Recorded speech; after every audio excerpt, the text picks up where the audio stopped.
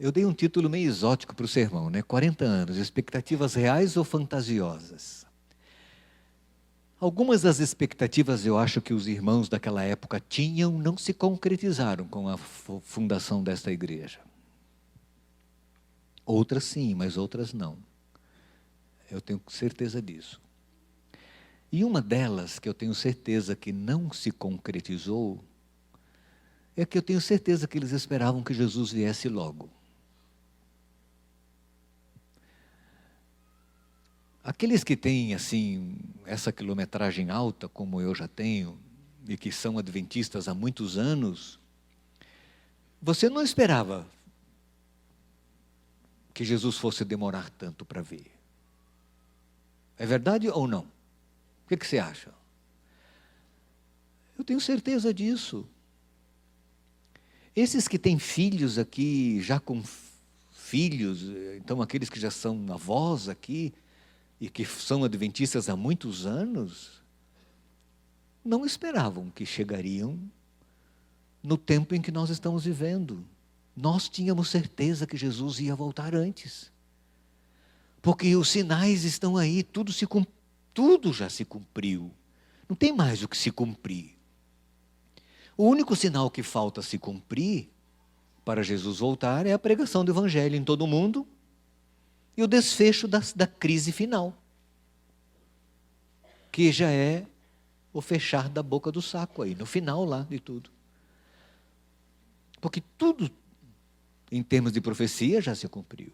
Então a gente não esperava que Jesus fosse demorar tanto tempo. Acreditávamos que ele voltaria em nossos dias. E esta expectativa foi uma expectativa irreal, fantasiosa? Ou ela foi real? Você sabia que todos aqueles que dormiram em Cristo, quando ressuscitarem, Jesus voltará para eles no tempo e no dia em que viveram.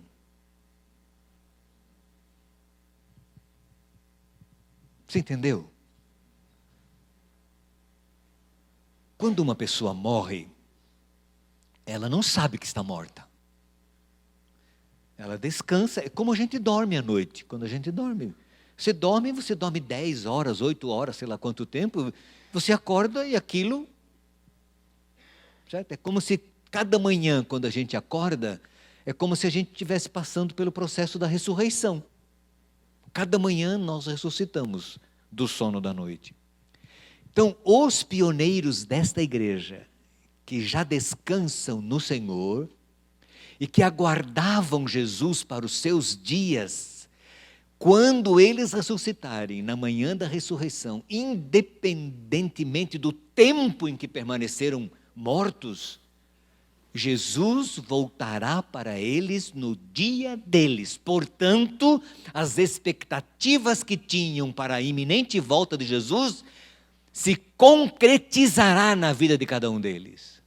Porque assim é.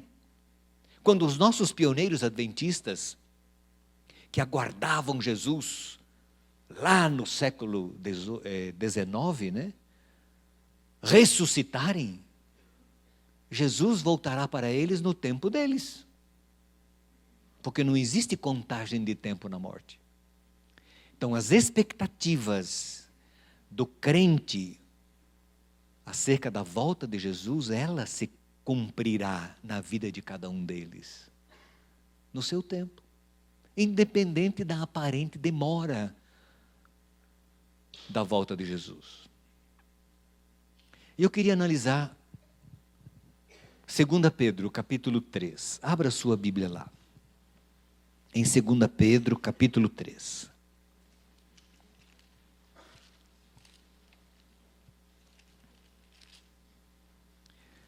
Permaneça com a Bíblia aberta e nós vamos entender algumas ideias expressas aqui na palavra de Deus. 2 Pedro, capítulo 3. Amados, diz o verso 1, esta é agora a segunda carta que escrevo a vocês.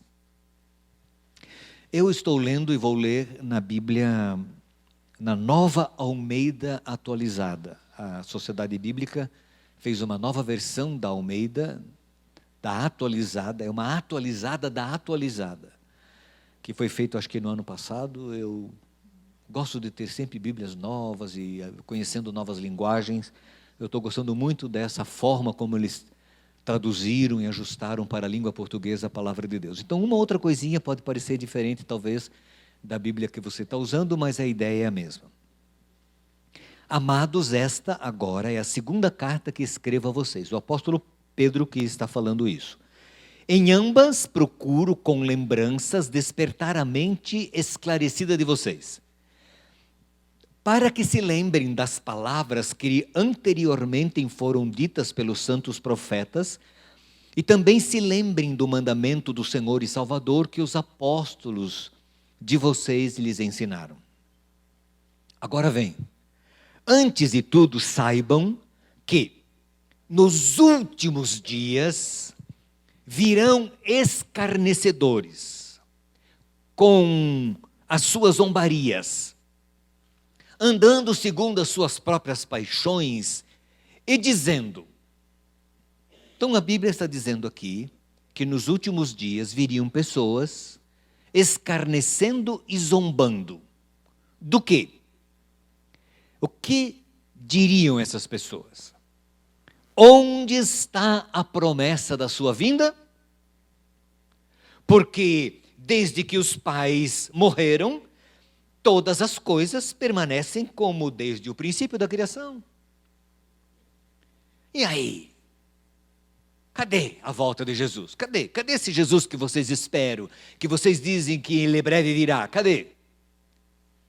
Onde está ele? Tudo não muda, tudo da mesma coisa, está tudo aí, desde os tempos antigos. Sempre foi assim, sempre teve guerra, sempre teve fome, sempre teve dificuldade. Ele nunca veio. Não havia nada. Zombadores, ridicularizando, escarnecendo, dizendo, onde está a promessa? Cadê?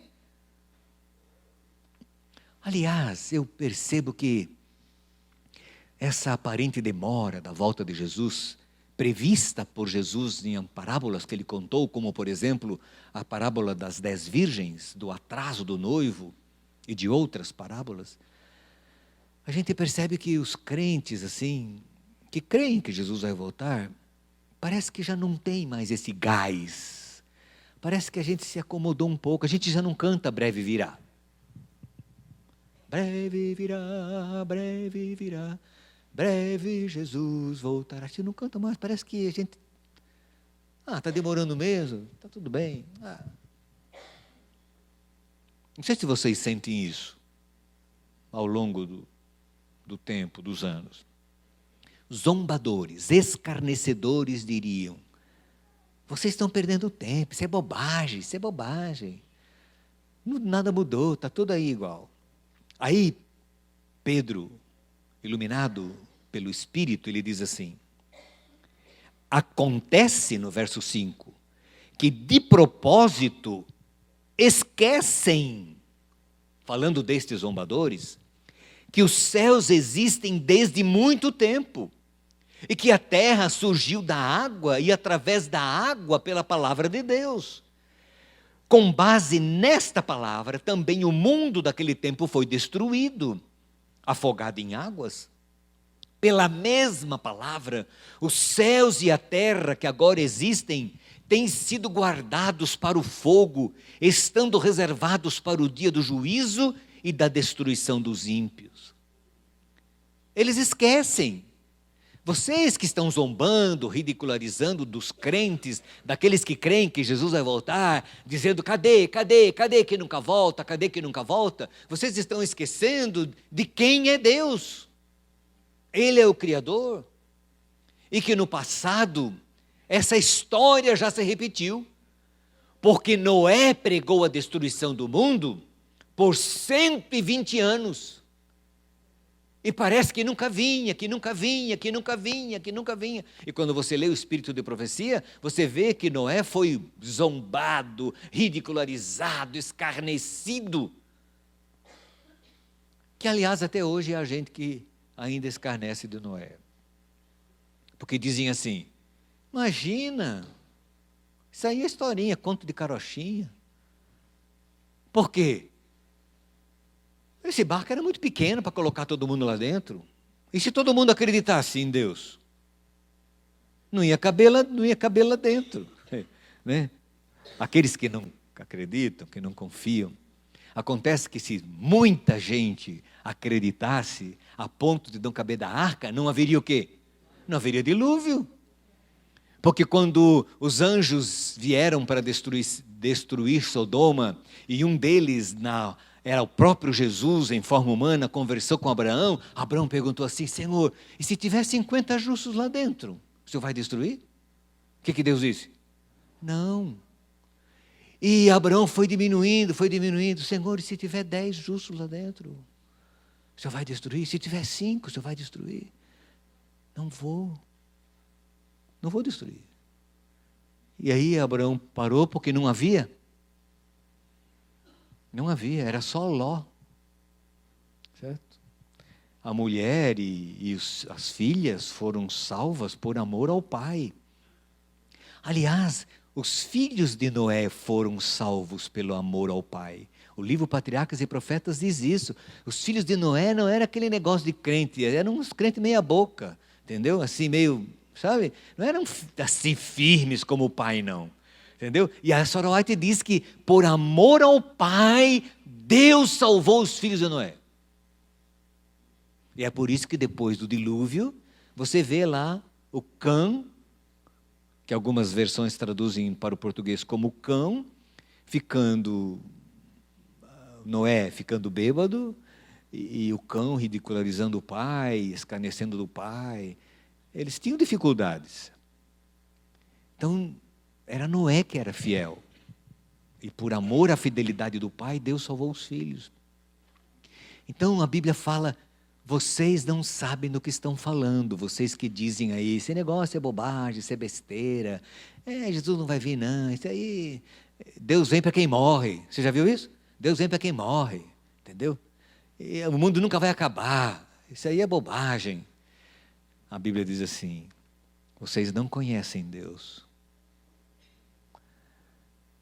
Há uma coisa, diz o verso 8, mas há uma coisa, amados, que vocês não devem esquecer, que para o Senhor, verso 8, um dia é como o quê?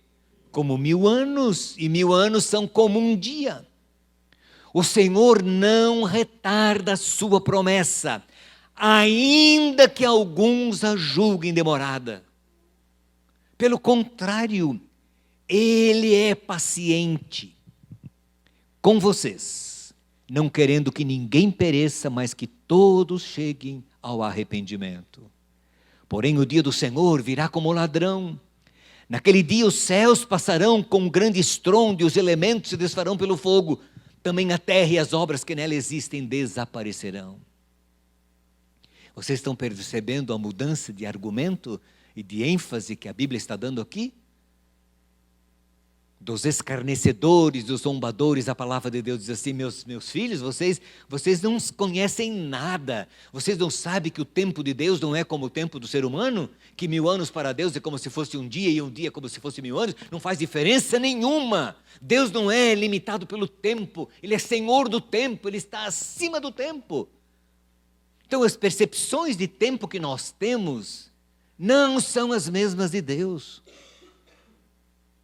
Agora, fiquem espertos. Deus não retarda a sua promessa. Ele vai vir. Ele é paciente, não quer que ninguém se perca. Ele está dando chance e oportunidade. Eu vi um testemunho semana passada, lá em Curitiba, de um homem do interior de Santa Catarina. Uma história fantástica. Esse homem tinha um câncer nos rins, foi operado e descobriram na cirurgia que havia metástase no pulmão e em outras partes do corpo. Desenganado pelos médicos. Guarda esse fato.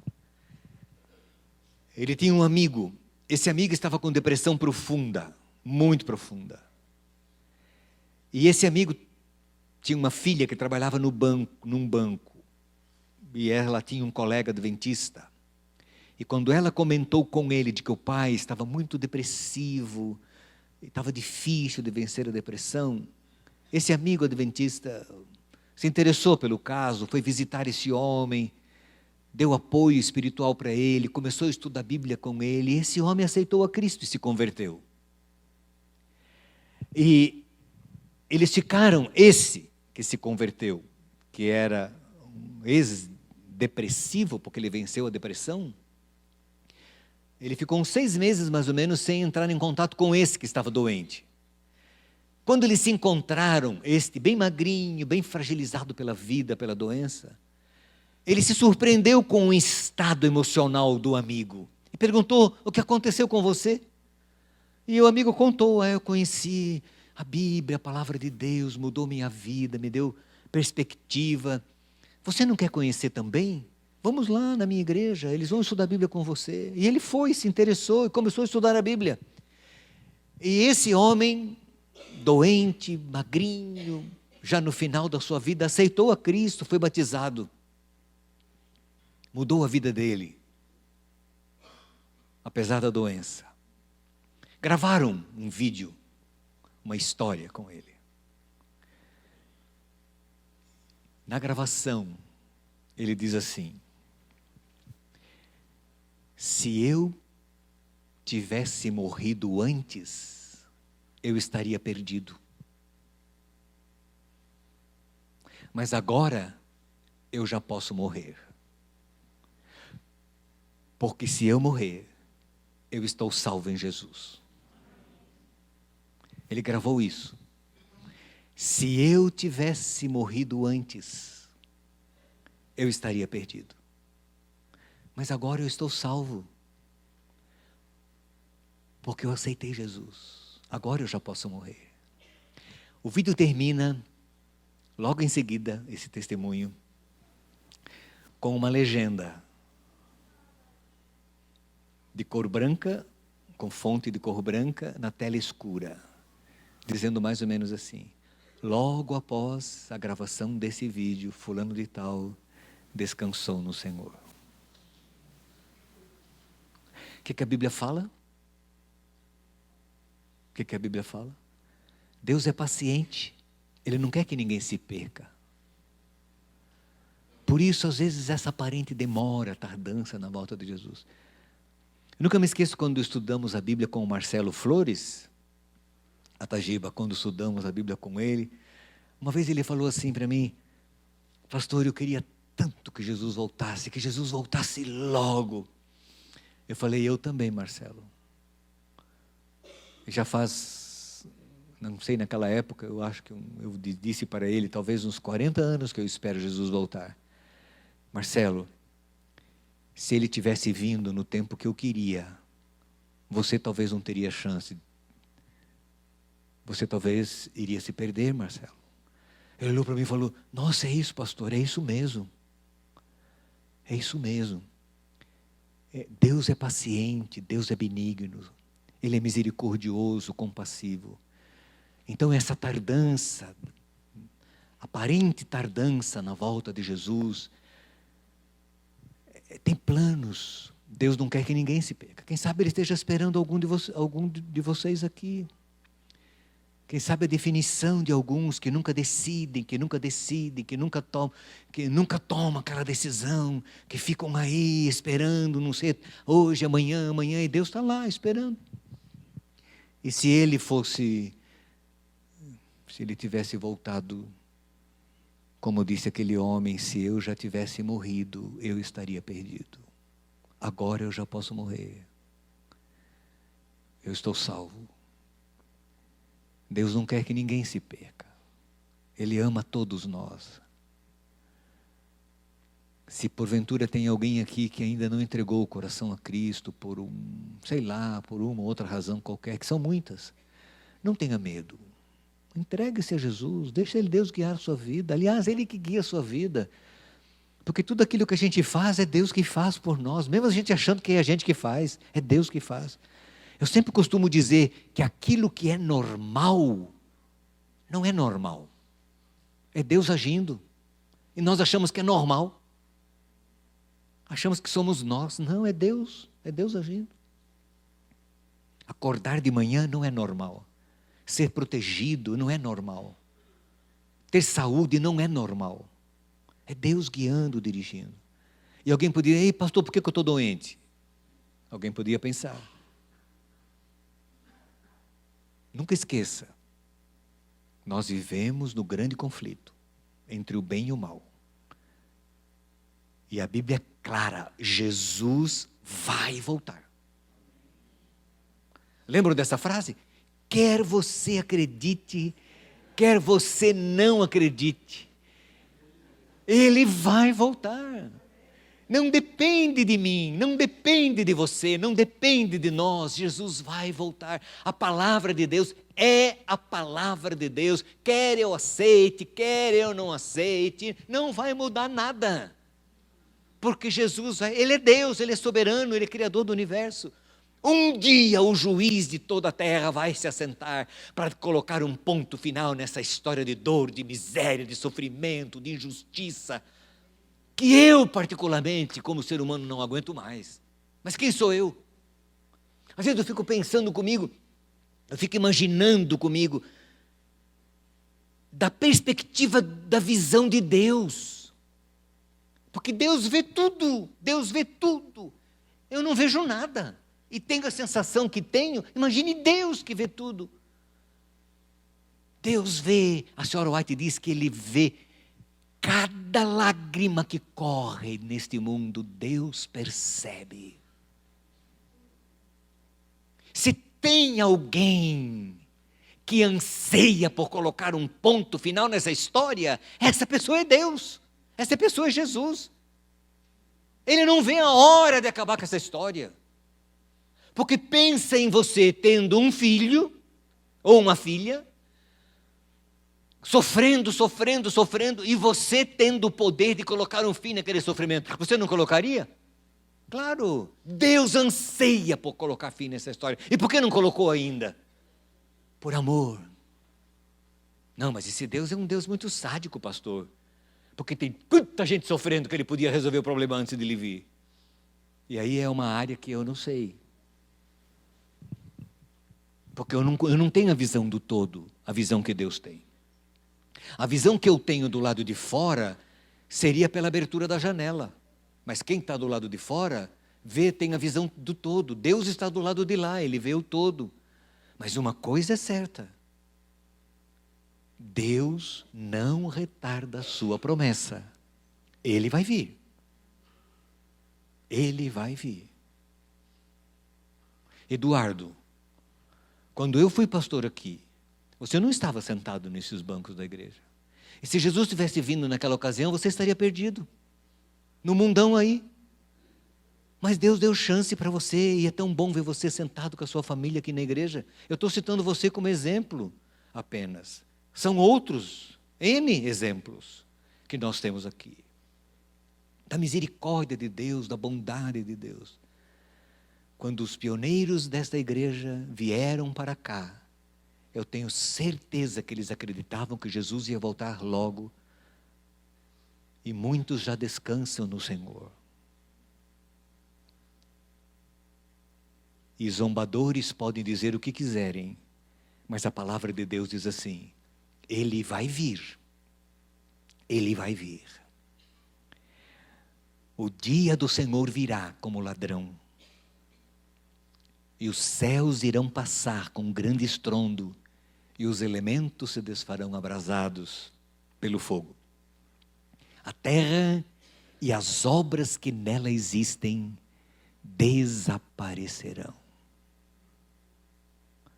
Um dia o Senhor assumirá o controle. Deus faz como o pescador faz com o peixe. Ele dá corda.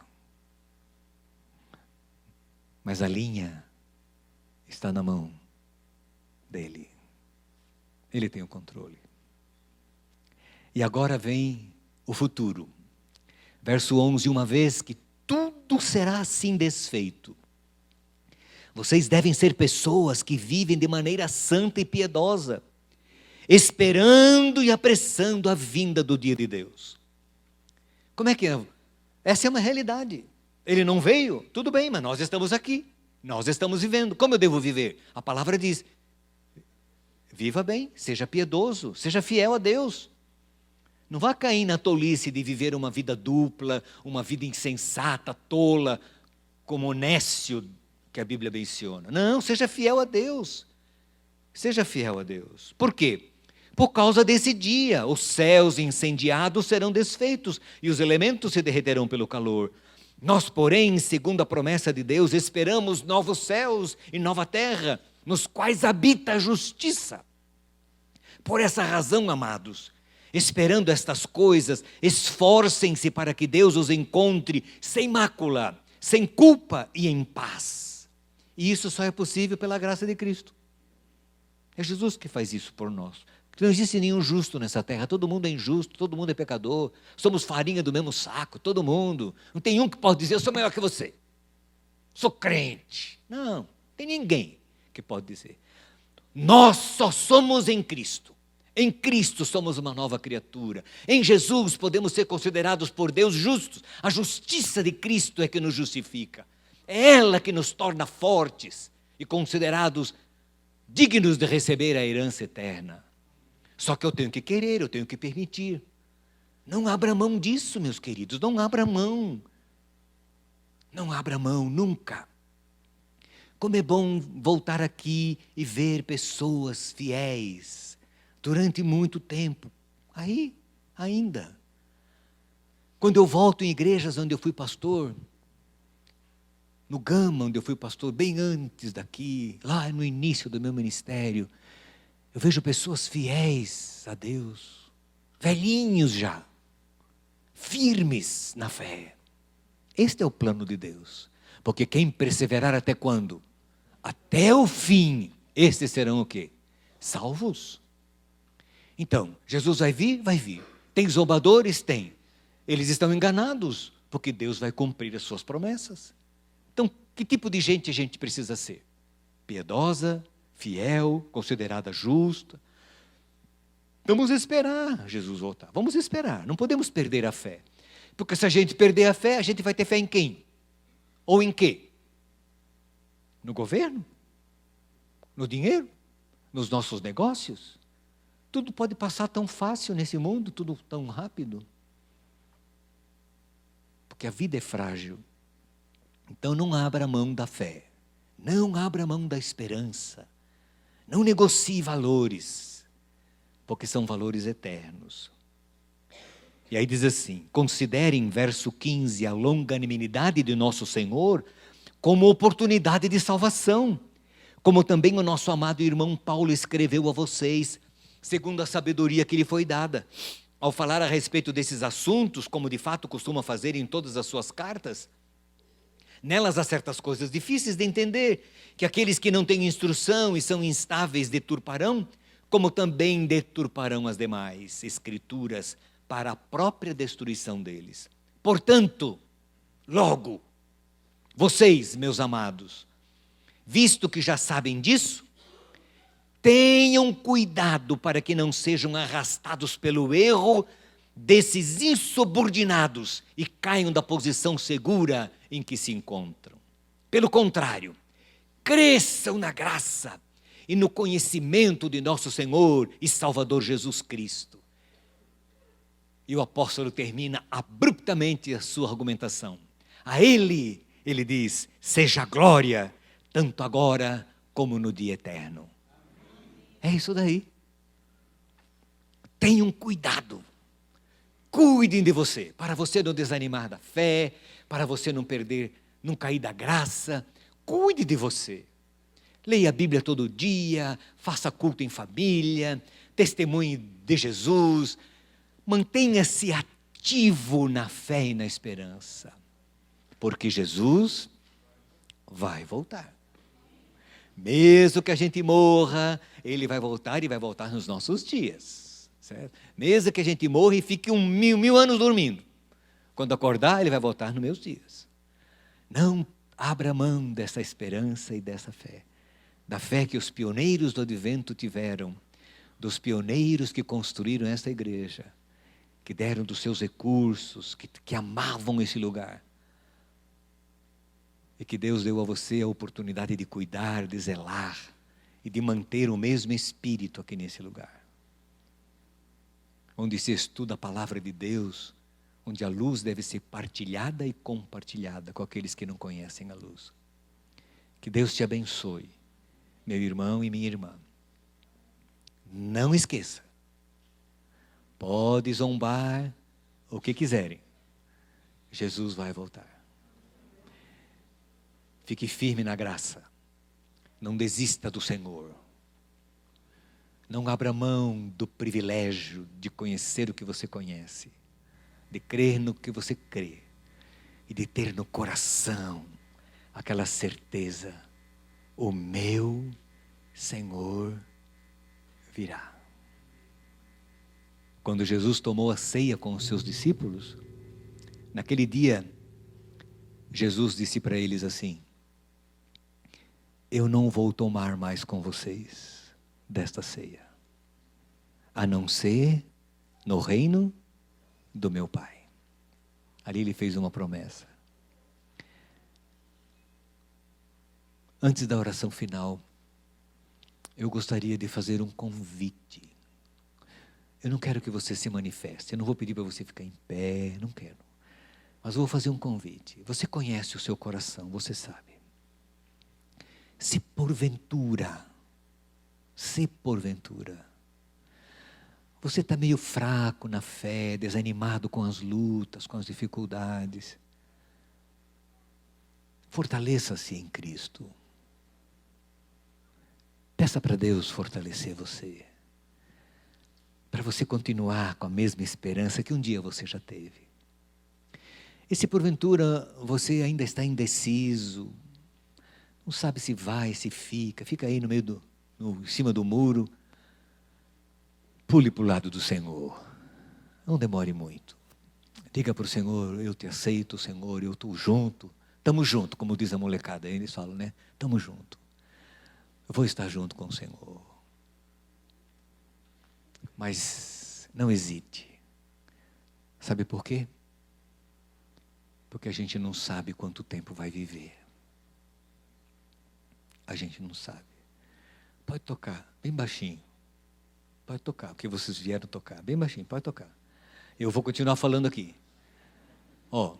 A gente não sabe quanto tempo vai viver. E esse é o nosso drama. Quem me garante que eu vou estar vivo amanhã? Quem me garante que você estará vivo daqui a pouco? A gente não sabe? Quem sabe? Ninguém sabe. Pastor, eu sou jovem. Tudo bem, se for irmão Zedemar, que já está com 80 anos, até eu acredito, mas eu que sou jovem? Desculpe usar você como exemplo, né, Zedé? 82? 72. Então, mas tem gente que pensa, não, aquele irmão que é velho, tudo bem, ele. O Rubão lá, que já está chegando com 80, tudo bem, mas eu que sou jovem? Tem muito jovem morrendo. E muito idoso aí. Firme. Porque a gente não sabe. Ninguém sabe. Nem idoso e nem jovem. Ninguém sabe. Por isso, em Cristo, firme na graça, fiel ao Senhor, porque Ele vai voltar. Que Deus te abençoe. Amém. Vamos cantar? Parece que vocês cantam aí no final, né? De despedida, vamos ficar em pé para cantar? Eu vou orar e vocês cantam em seguida.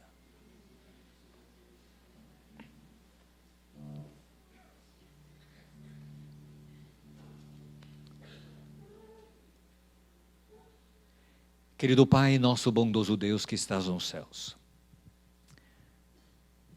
Esta é a realidade. A tua palavra é clara. O Senhor vai voltar. A terra pertence ao Senhor e o Senhor é o soberano do universo e o dono dessa terra. E o Senhor aqui virá para buscar-nos como teus filhos, a nós e a todos aqueles que te amam e que te servem. O Senhor virá para colocar um fim na história de pecado, de dor, destruir o pecado, o mal, o diabo e tudo aquilo que ele representa. E aqui o Senhor recriará essa terra, fazendo-a nova, e onde teus filhos habitarão por toda a eternidade. Há muita gente que zomba disso, mas nós acreditamos na palavra do Senhor. E embora saibamos que o Senhor tem demorado para vir e cumprir essa promessa, nós estamos aqui, crendo no Senhor. E sabemos que o Senhor voltará. Portanto, aumenta a nossa fé e a nossa confiança no Senhor. Aceita-nos sempre em Cristo Jesus, aceita nosso coração, nossa vida, e cuida de nós, para que jamais desanimemos diante dos desafios desse mundo mau em que a gente vive. Cuida sempre dessa congregação de teus filhos, desta igreja, deste lugar. Em nome de Jesus, nosso Salvador. Amém.